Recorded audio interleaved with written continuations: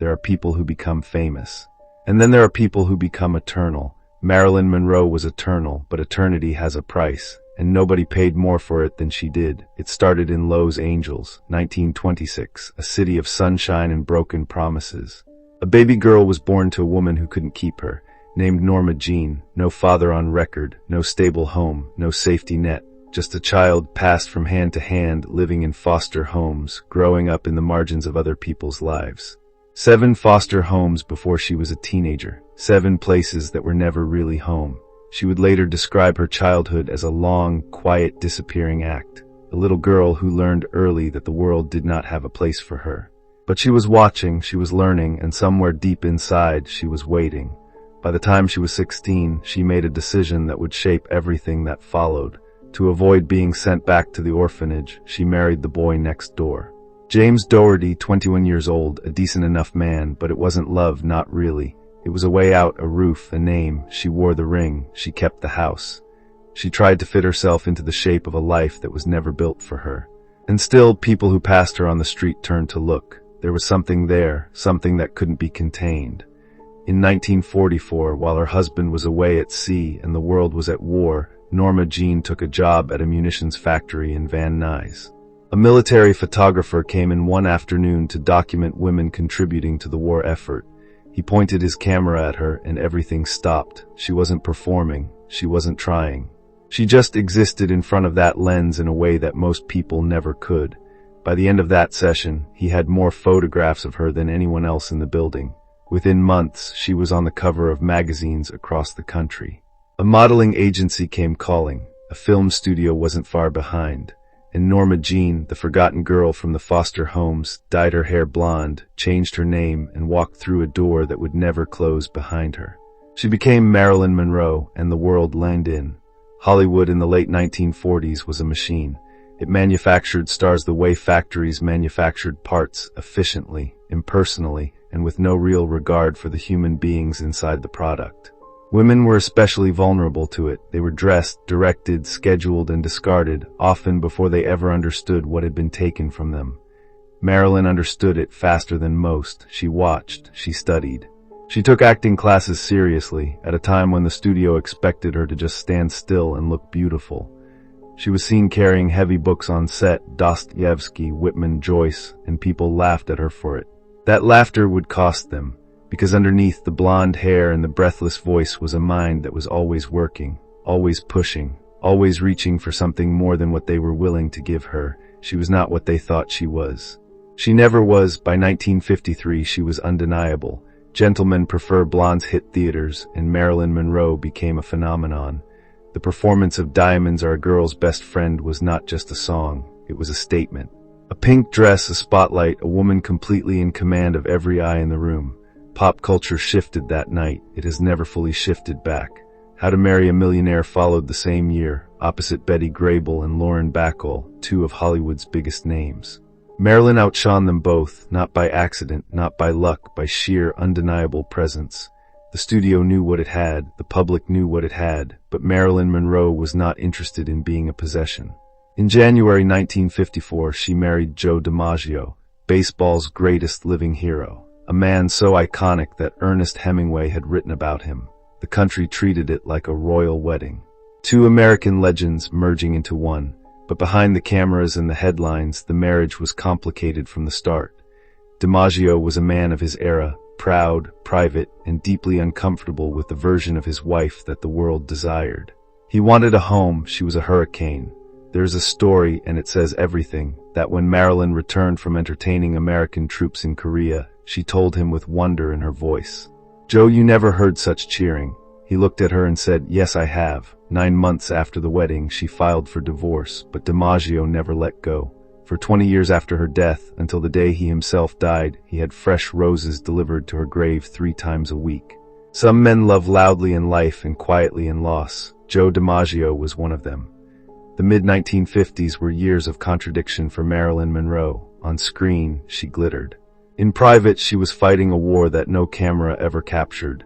Anxiety, depression, insomnia, a dependence on medication that had begun as a way to sleep and grown into something harder to manage. She carried grief that the public never saw.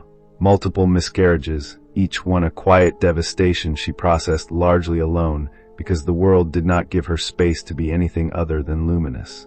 In 1956, she married Arthur Miller, the Pulitzer Prize-winning playwright, the intellectual heavyweight of American letters. The press called them the egghead and the hourglass. They meant it as a joke. It wasn't a joke to Marilyn. She married Miller because she wanted to be seen as more than a body, more than a spectacle. She wanted to exist in a world where her mind mattered as much as her face. Miller said later that she was one of the most naturally intelligent people he had ever encountered.